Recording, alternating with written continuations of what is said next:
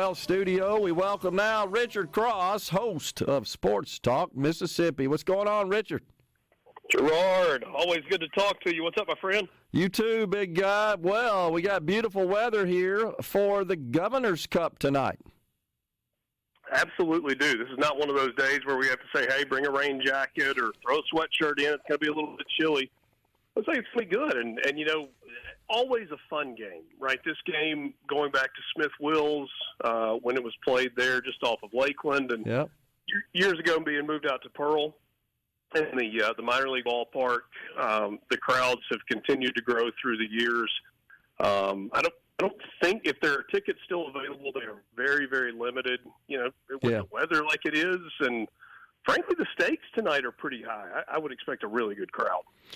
So what do you think, coming off the weekend with Mississippi State taking the series from Vanderbilt, Ole Miss dropping at home to Alabama? I mean, what's kind of the mindset of these two teams approaching this game? Well, I would think that both would approach tonight as a really important game. You know, we're down to the point where there's just not a lot of the season left, only 3 weekends of conference play remaining for both. And it is a huge game, but for different reasons for these two teams. For Ole Miss, you know, their postseason life is kind of on life support, right? I mean, there's still a roadmap to Ole Miss getting to the postseason, getting into the field of 64, being part of that tournament, but it is not an easy route. And, you know, consistency has been an issue for this Ole Miss team all season long. And so they've got to find that in this stretch run. For Mississippi State, you know, there was a point early in the year when you looked at some of their non-conference losses and looked at where their RPI was, it felt like a disappointing year. Like, you know, this team doesn't really have what it takes to be in the NCAA tournament, but boy, have they turned it around. They've gotten really good starting pitching on the weekends. They are hitting the ball well. And so Mississippi State has gone from not so much being in the conversation about whether they are in the postseason, but the conversation has switched to whether or not they can do enough over these final 3 weeks to host. Yeah. And this would be a good one for them tonight because even though Ole Miss has struggled, the metrics that the selection committee looks at, RPI, strength of schedule, you know, who you've played, where you've played them, all of those numbers are really good for Ole Miss. They just don't have enough wins to go with it. And a win for Mississippi State over Ole Miss would certainly help their resume. Yeah. Well, I caught a couple of games this weekend in Oxford, and honestly, Richard, I can't put my finger on it. You know, it's just kind of hard to say. And baseball's like that, as you know. It's like, well, we got to do better in this area, that area. It's like nothing, you know, kind of floats up to the top, says, yeah, we got to work on this part. Man, it's just it's one of those crazy things. Now, Alabama's a good team, no doubt about that. And, of course, Mississippi State, coming off their series, it cracked the top 20, right?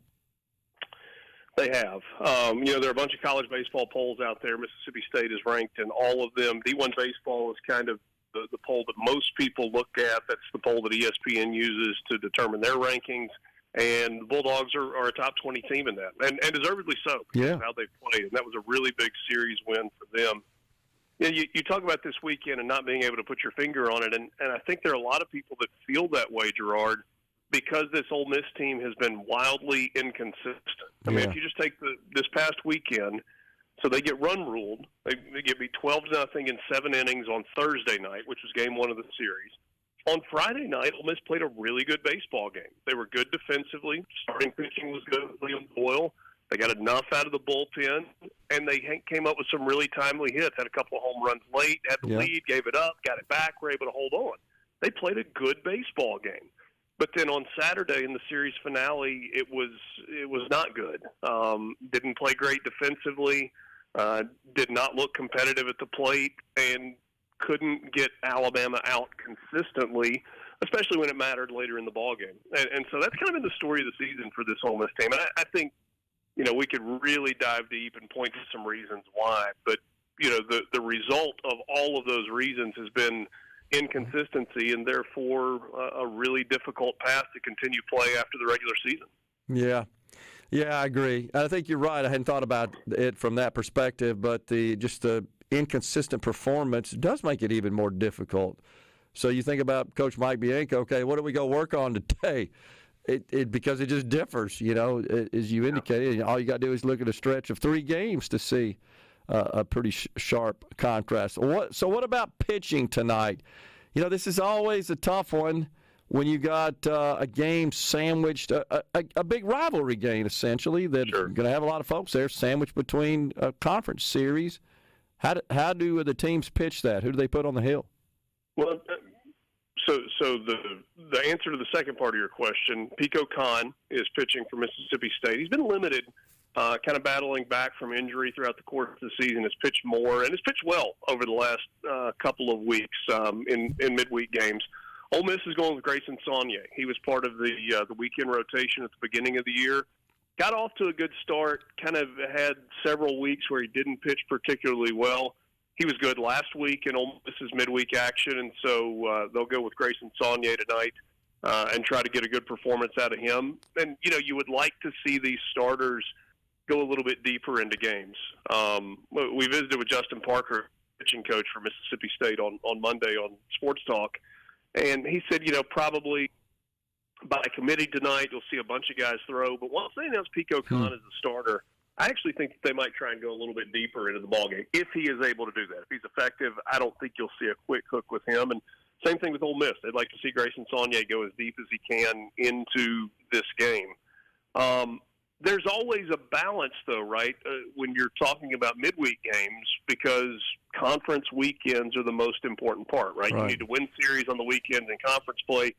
But this one's a little bit different because in the eyes of the tournament selection committee, this counts as a conference game because it's 2 teams that are in the same conference, even though it's designated as the non matters a little more and means a little more for both teams, not just because of the rivalry, but because of what it means in terms of a postseason evaluation. Yeah, okay. Yeah, that makes total sense. So you guys are going to be broadcasting the show this afternoon from Pearl, right? We are, and I am excited to tell you that former Mississippi State coach Ron Polk is going to join us at 4:20 this afternoon. Talked to him earlier this morning. He very kind with his time. He's going to spend a couple of segments with us in the 4 o'clock hour. So I look forward to storytelling, and we'll see how many times he was ejected in the Mayor's Trophy. What was then the Mayor's Trophy game that has later become the Governor's Cup. And I think we're going to be able to visit with Brad Henderson, who's the color analyst on the Ole Miss Network, and we'll talk with some of our friends from C Spire. C Spire, of course, the presenting sponsor of the college series and the games at Trustmark Park there in Pearl. So should be a fun afternoon. Yeah. A lot of people will be coming by and looking forward to it. That's totally awesome. Were you surprised at Mississippi State taking Vanderbilt? Some of my State friends seem to be a little pleasantly surprised. Did you expect that? Yeah. I mean, I think that's a difficult spot to go on the road. I mean, it's been hard for road teams to win series. And I don't know that I was surprised that Mississippi State won the series, but I was surprised that they won the series after losing with Cal Steven on the mound in the first game. He's been really, really good for about the last 7 or 8 weeks and has given them a chance. And they just couldn't get anything going offensively in game 1 against Vanderbilt. And then they turned around and they beat Vanderbilt's best pitcher in the second game. And then with, really high stakes, got out to a big lead, and Vanderbilt had a big comeback, and they were able to get a big win on Sunday to finish out that series. And it was so critical, Gerard, because it puts them in this position where they can be playing baseball at Duty Noble in June. And that's what matters, right? The road to Omaha is a whole lot easier when you sleep in your own bed and you play in your own ballpark, especially with the kind of crowd that they'll have if they do with the opportunity to host. Yeah. We don't have time to get into it today, but are you tracking this revenue sharing situation that looks like we're getting closer, man? How about that? Yeah, we spent an hour on that yesterday, and there are so many unanswered questions. And, we're only going off a little snippet of a report right now, but hey, they're discussing it. They are trying to they're trying to come to some agreement to settle some of these lawsuits, but it just opens up so many more questions. It's really complicated. And it's going to change the face of college athletics more so even than we've seen in the last couple of years. It's wild. Maybe we can talk about that another day. No, absolutely, no doubt. Well, you guys have a great show today. I know you will. And we look forward to it. Let's hope a good competitive game tonight. Appreciate all the good work you guys do. Thank you, Richard. Thanks, Gerard. Always fun to visit with you. You bet. We're coming right back, folks, in the Element Wealth Studio.